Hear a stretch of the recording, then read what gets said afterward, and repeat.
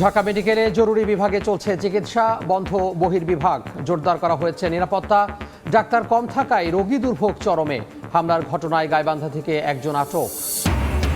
BDR হত্যাকাণ্ডের পুনঃ তদন্ত প্রক্রিয়া শিগগিরই শুরু হবে জানালেন স্বরাষ্ট্র উপদেষ্টা। সুশাসন ও ন্যায় বিচার প্রতিষ্ঠায় বদ্ধপরিকর সরকার। আওয়ামী লীগের আমলে সব নির্বাচনই ছিল পাতানো, আগে থেকেই ঠিক করা হতো ফলাফল। অভিযোগ জাতীয় পার্টি চেয়ারম্যানের। ভয় ভীতি জিম্মি করে ভোটে যেতে বাধ্য করার দাবি।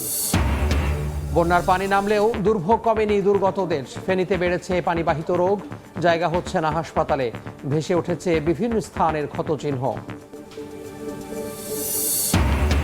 এবং উত্তাল আগস্টেও $200 কোটি ছাড়ালো প্রবাসী আয়। অর্থনৈতিক সংস্কারের পথে শুভবার্তা।